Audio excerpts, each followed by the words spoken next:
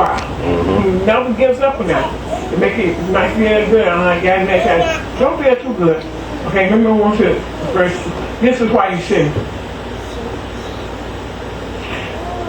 10th chapter of 1 Corinthians. This is here a little bit. 12th verse. Therefore, let him who thinks he stands take heed lest he fall. Or I can take greatest he that's in me than in the world. Okay, keep that. Keep thinking you won't fall. I'm strong, I can take it. Alright, keep on. Because see, God gave you, but the devil gave you too. And the devil got something that we ain't seen yet. A young man came to my house years ago to get his back. Want me to take it. I said, what's your instinct? Parents for me to him or whatever. I said, what's your instinct? He said he don't know. He asked to look at me to take me and put between his leg and everything. He had to be us. My mom just used this phrase, a star nail food. So ain't no way where I said, when you go and you find your instinct, bring the friend you have that length you like for them to be. And then I'll measure them and then I'll him the other parents by those. But he was just trying me. And that's like Bishop was saying, that's what they'll do. Not just a man, the devil try women too. Women try women, men try men, women try men, all people try people. I was told way up here, a conversation ensued in the day, and somebody brought up a certain preacher name, just to see what they're going to say. And then say nothing. So when people throw somebody and they might clear blue sky, that's all they want.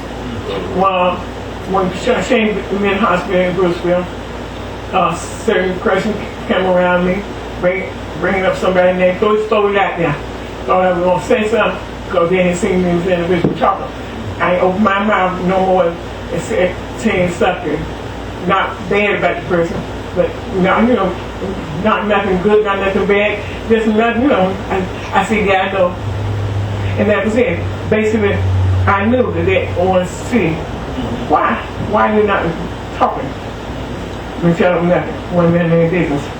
So people try you all kind of ways to try to see if you're going to talk about somebody, by bring up their name, and just throw it out there and just see if you're going to bite. They be fishing, they want to see if you're going to bite. And so, what I like to do is to get on another subject. And had it come from family members and all that. They bring somebody in. I say, and then keep on talking. They finally give up. Other temptation, one young woman, 2 years back, brought this woman in that I know real good, and talking about a real bad. And I kept saying something good about the person. They kept or they would give up for a while. I'm just saying something else bad. I said something good. And then they finally gave up. Because when people do that, they want to see what you're going to say so they can go back and say what you said. Because they feel like if you say that about you do that about the other person, you do the same thing about them. Years ago, one of my classmates is gone now. She passed away years ago. Real smart in school. Anyway, got real sick, she passed away. And her and somebody else did not get along. Another woman didn't get along. And so when I basically had to say the same thing to both of them. My classmate was one of my friends, my best friends, I feel. And so when she began to talk about this other woman, say little thing, I said, listen, I'll be with you and I'll be with her. I said, I'm not going to talk about her around you. I'm not going to talk about you around her. I said, because I like both of y'all. And that's when she cut it. Well, no more. And so I could actually be around this other person that she didn't get along with. And when she come around, she call me and I go see what she wants. So this other person the same thing. And so I felt good that I had respect coming from both of them. Because I didn't want to be caught in the middle. All right? And that's a good way to do that. Yeah, because I don't like when I can't be with somebody because the other person might get mad. Sometimes people just have to trust that person not getting with that person talking about their real bad. They just have to have that trust. But if they don't have that trust, God know it, and God will fix it.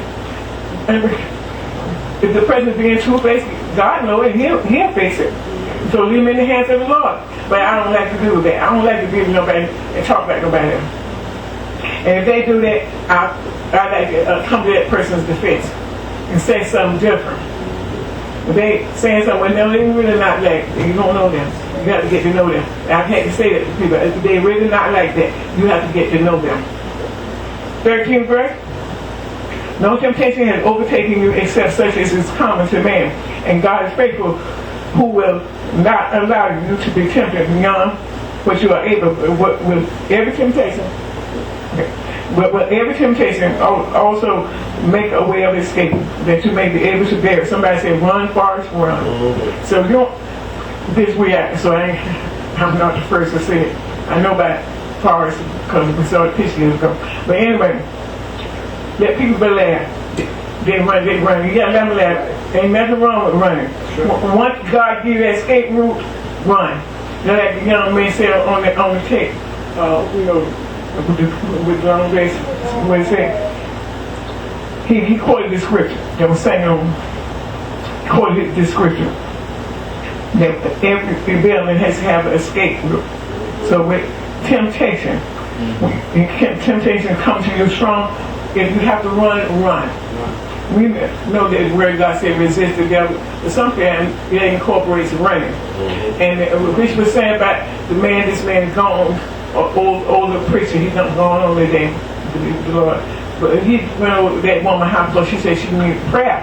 She needed prayer all right. Come to the door. He said, but man, he said he took off with it, running.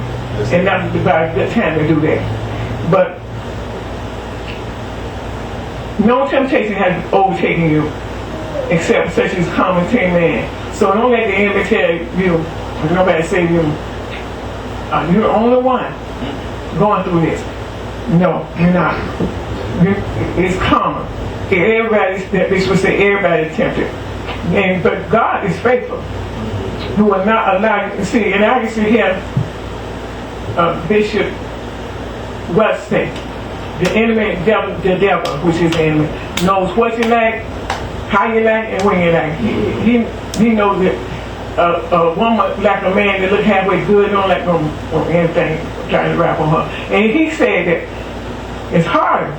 He's saying in his comedy, he said it's harder, it's harder for her to tell that man look kind of good. He's going on. She said, go on now. But a man don't look, make that my face. They don't even want to waste time talking to that kind. But one thing, they kind of look halfway good, they don't want to smack that smile out and say it really nice. Because they really don't want to say it. But they know they should. But either way you have to do it, you have to flee. You have to run away from temptation. And now, the woman, I was even contemplating what I said.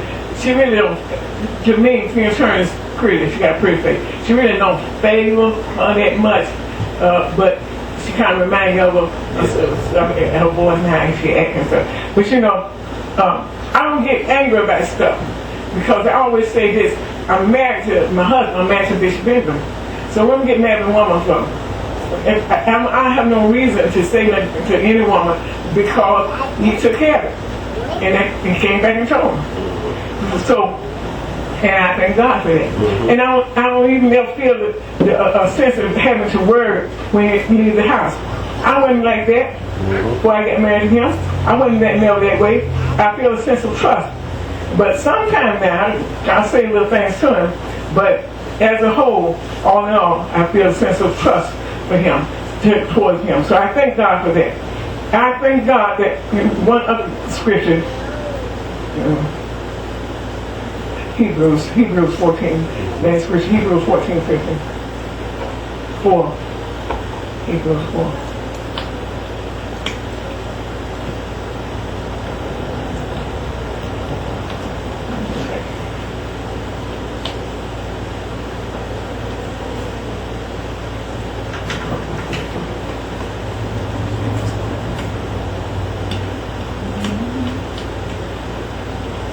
This is the last scripture. 14, 15, and 16.